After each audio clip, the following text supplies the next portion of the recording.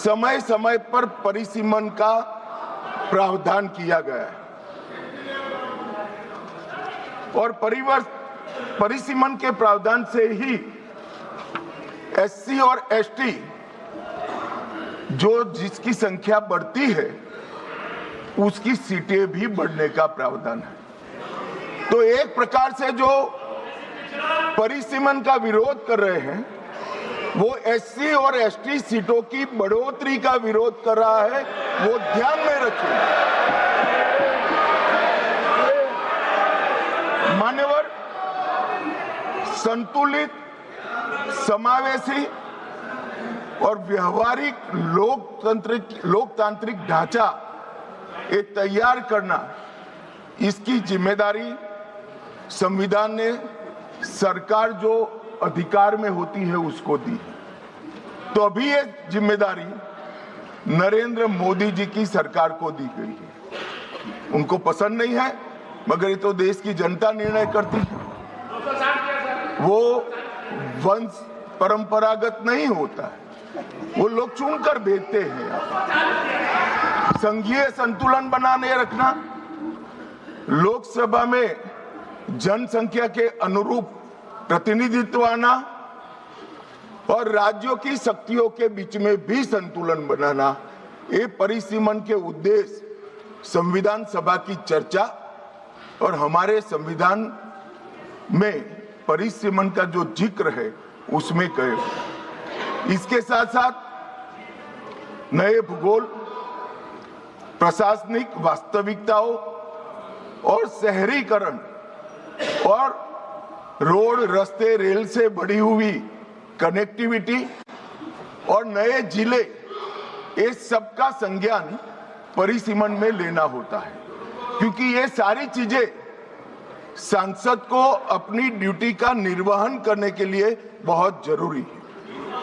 मान्यवर, संविधान के अनुच्छेद 81, 82 और 170 इसके अंदर ये सारे सिद्धांतों को समाहित किया गया है और उसी के निर्वहन के लिए नरेंद्र मोदी जी के नेतृत्व में सरकार ये संवैधानिक सुधार लेकर आई।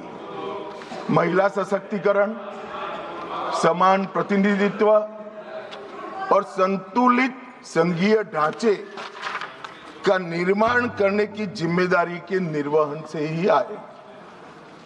मान्यवर, कई सारे सदस्यों ने अनेक प्रकार की आशंकाएं व्यक्त की।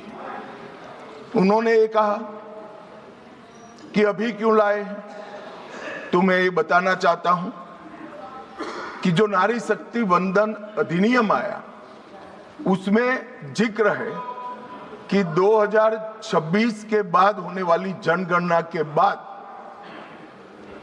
जो परिसीमन होगा उसमें महिलाओं के लिए आरक्षण सुनिश्चित करेगा। अब ये पूछते हैं तो उस वक्त काफी सदस्यों ने पूछा है कि बिल लाते वक्त आपने जिक्र क्यों किया 26 के बाद की जनगणना।